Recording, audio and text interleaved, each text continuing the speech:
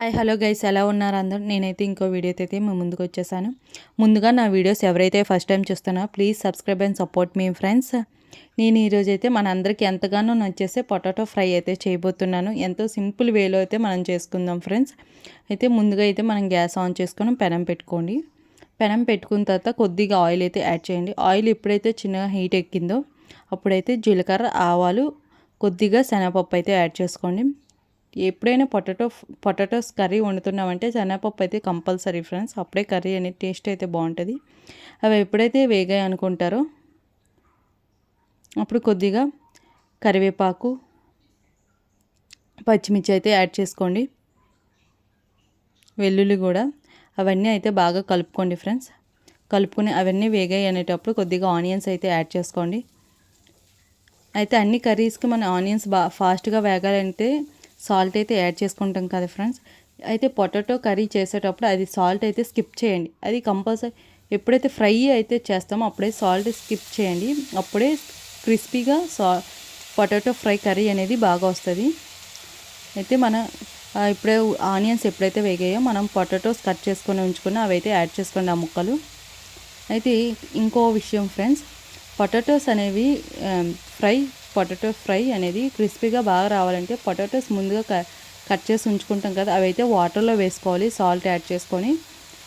అవి అయితే ఒక 10 మినిట్స్ 15 మినిట్స్ అలాగా ఉంచండి ఫ్రెండ్స్. తర్వాత అవి అయితే కుక్ చేసుకోండి, పొటాటో కర్రీ కానీ ఫ్రై కానీ. అప్పుడే టేస్ట్ అయితే బాగుంటుంది. అవి కూడా ముక్కలు మెత్తగా అయిపోకుండా టేస్ట్ బాగా వస్తుంది.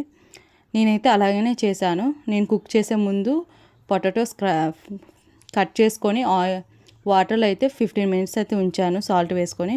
తర్వాతనే నేను కుక్ చేసుకుంటున్నాను. మీరు కూడా అలా చేయండి ఒకసారి, మీకు కూడా తెలుస్తుంది ఏది డిఫరెన్స్ అనేది. ఎప్పుడైతే పొటాటోస్ యాడ్ చేసుకొని ఫ్రై బాగా కలుపుకున్న తర్వాత మూత పెట్టుకొని ఒక 15 మినిట్స్ అయితే ఉంచండి. మూత తీసుకొని ఒకసారి కలుపుకోండి. కొద్దిగా పసుపు, కారం, జీలకర్ర, ధనియాల పొడి యాడ్ చేసుకోండి. అవన్నీ యాడ్ చేసుకున్న తర్వాత ఇంకోసారి కలుపుకోండి ఫ్రెండ్స్. అయితే ముందుగా మనం సాల్ట్ యాడ్ చేసుకోలేదు కాబట్టి ఇప్పుడైతే సాల్ట్ మీకు ఎంత సరిపోద్దో అంత సాల్ట్ అయితే మీరు యాడ్ చేసుకోండి.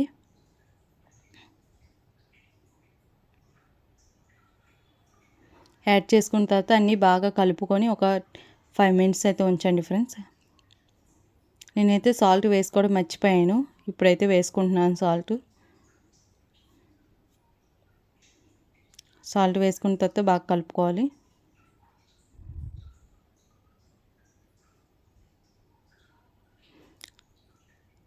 తర్వాత మనం కొద్దిగా కొత్తిమీర అయితే యాడ్ చేసుకోండి ఫ్రెండ్స్. కొత్తిమీర యాడ్ చేసుకున్న తర్వాత కూడా ఇంకోసారి కలుపుకోండి. ఇప్పుడు ఒక 5 మినిట్స్ కొత్తిమీర యాడ్ చేసి కలుపుకున్న తర్వాత ఒక 5 మినిట్స్ కూడా గ్యాస్ మీద ఉంచండి. కొత్తిమీర ఫ్లేవర్ అనేది పొటాటోస్కి పడుతుంది. ఇప్పుడైతే మనకి ఎంతో టేస్టీ పొటాటో ఫ్రై రెడీ.